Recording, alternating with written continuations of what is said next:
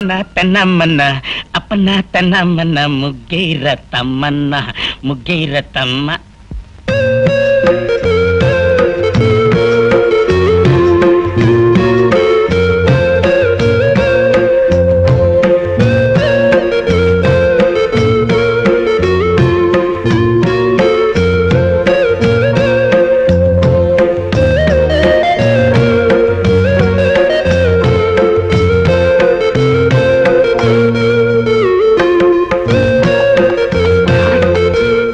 లోపల నావల పంత కోరి పెట్టి నానోయ్ బావా గుత్తి వంకాయ వంటిల్లే వైకుంఠం కత్తిపేట కైలాసం చూడు ఎవరొచ్చారో. అమ్మా నువ్వా? మావయ్య గారు, త్రికరణ శుద్ధిగా ఇంట్లో అడుగు పెట్టాను. గతంలో నేను చేసిన పొరపాట్లు మీ పెద్ద మనసుతో క్షమించండి. అలాగే చాలా సంతోషం. తాళి తెంచద్దు అని పెద్ద ఆవిడ పట్టుపట్టిందని ఇన్నప్పుడే నువ్వు మా ఇంటికి వచ్చేస్తావని ఊహించానమ్మా. మావయ్య గారు, ఆ ఇంటి నుంచి కట్టుబట్టలతో వచ్చేసాను. కట్టుకునే ఈ బట్టలు కూడా ఆ ఇంటి వినిపించుకోవడం నాకు ఇష్టం లేదు. అందుకని నా కొడుకులో ఉన్న పరుషం కోడలో కూడా ఉంది.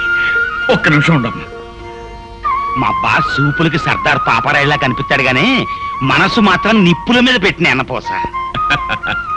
చూడమ్మా, గోపికి పెళ్ళయిన తర్వాత కోడలు ఇంటికి వస్తుందని ముందుగానే చీర నగలు కొనట్టు పెట్టాం. చీర మాత్రం పట్టు చీరడమ్మా. నగలు మాత్రం శిలకలపూడి బంగారానివి. మా కెపాసిటీ అంతేనమ్మా. ఆ గదిలోకి వెళ్ళి చీర మార్చుకోం.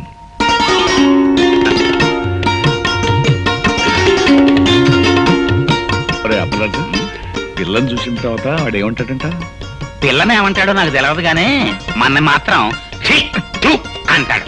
అంతేనంటావా? గ్యారంటీ.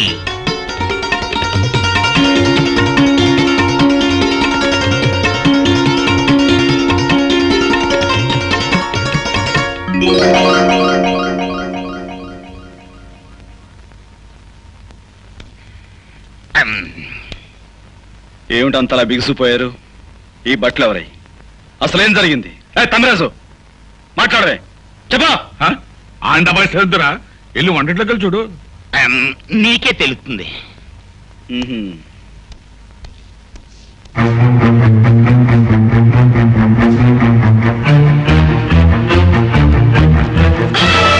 నా ఇంటికి వచ్చి వంట చేసేందుకు ఎవరుగా నువ్వు?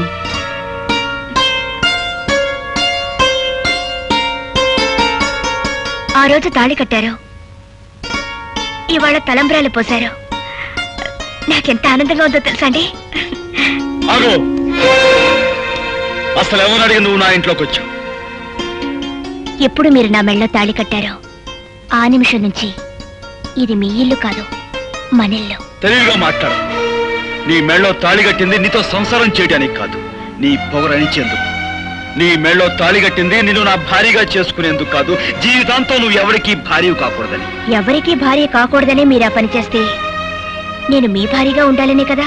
ఏమండి, జరిగిందేదో జరిగిపోయింది, అదంతా మర్చిపోదామండి.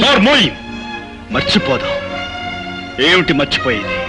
నా హార్మోని బద్దలు కొట్టిన విషయం మర్చిపోతాను, నా గుండె పగలగొట్టిన విషయం మర్చిపోతాను, నువ్వు నన్ను కొట్టిన కోడా దెబ్బలు మర్చిపోతాను. కానీ 10 మందిలో నేను చెయ్యని నేరం నా మీద మోపి నా నిజాయితీ మీద నువ్వు అహంకారంతో వేసిన మచ్చను మాత్రం మర్చిపోలేను.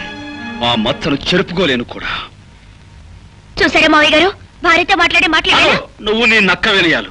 ఇక్కడి నుంచి బయటికి వెళ్తావా, మెడబెట్టి గంటేమంటావా? అగు, ఆ రోజు అంతమందిలో తాళి కట్టిన తర్వాత ఆ అమ్మాయి కాదన్నా నువ్వు కాదన్నా లోకం దృష్టిలో మీ ఇద్దరు భార్యాభర్తలే. ఆ అమ్మాయి నీ పట్ల చేసిన తప్పులన్నిటికీ జీవితానికి సరిపడే శిక్ష వేసి. పాప అమ్మాయి పిచ్చేత్తాపంతో వచ్చి కాపురం చేస్తానంటుంటే కుదరదంటాం ఎట్టుంటుందో తెలుసా? పూర్తయినా గానీ ఖైదీని జైల్లో ఉంచితే ఎట్టగుంటదో అట్టగుంటది. అబ్బాయ నువ్వు లోపలికి వెళ్ళమ్మా. అలాగే మావయ్య. అగో నాన్న, నా కోపం హద్దులు దాని ముందు అమెరికన్ వెళ్ళిపోమని చెప్పండి. ఆ అమ్మాయి నా కోడలు. ఈ ఇంటి కోడలు బయటకి గెంటేసే సాంప్రదాయం రామంది కాదు. కాకపోయినా ఈ అహంభావం ఇంట్లో బయటకి గెంటే అవసరం నాకుంది. నేనే గెంటేస్తాను.